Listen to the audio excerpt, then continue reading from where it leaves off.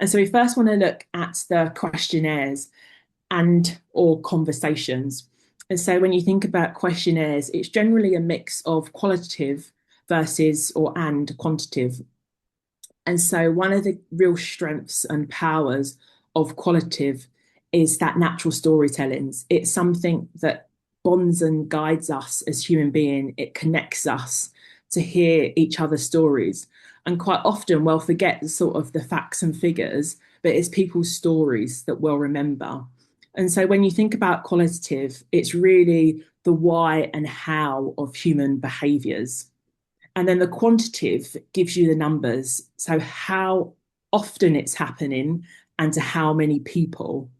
And that also allows you to measure. So if you think about surveys or questionnaires that you might often do in your own organisations or know of it from other organisations, it allows you to have that benchmarking so you can repeat the questions maybe 6 months or a year from now to try and measure what has shifted.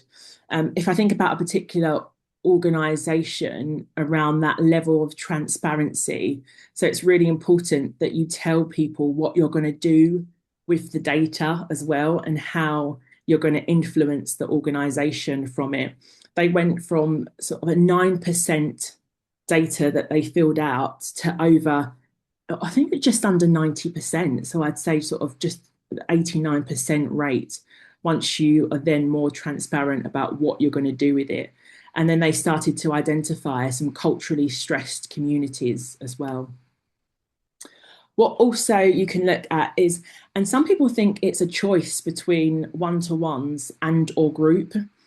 And actually, sometimes when we're listening, what we found a best practice is to do a few one-to-ones first and let that guide you around the questions that you should be asking, whether that be in the questionnaires, whether that be in the more formal conversations, and then using those insights to build the questionnaire or to build the set of questions more concretely so it's more impactful for the people that are asking them. And then again, that will give you another set of data which you can follow up with in those one-to-ones. So to dive even deeper, start to really unpack, okay, what are we hearing? What are we seeing in these one-to-ones that we need to get deeper into? And then we've got the structured or informal elements of it. So the structured around really galvanizing what's the purpose of this? What are we aiming to achieve by asking these set of questions, by having the conversation, versus the more informal of just staying open and seeing where the conversation goes as well and being actively listening in the moment. We also have the second pair of eyes.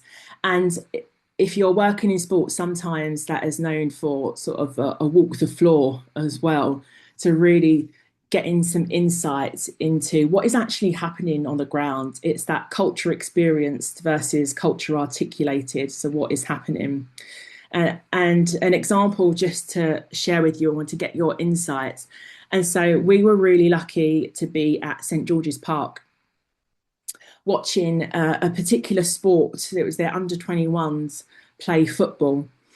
And there were approximately about 120 people that were observing the training sessions, and everyone was from different sports. And so before they started to observe, we primed them to think about, can you just write down what you're observing? And then we're going to share that with the sport back afterwards. So that was passed back to the organisation. And so there was a different mixture of sports present. When you think about the insights that were shared back to that particular organisation, what do you think the insights where they learned more from were coming from? So what do you think the insights that gave them the most information were coming from? Do you think they were insights from people within the sport or insights that were from different sports? What would you just have a guess at? Feel free to unmute yourself or pop into the chat.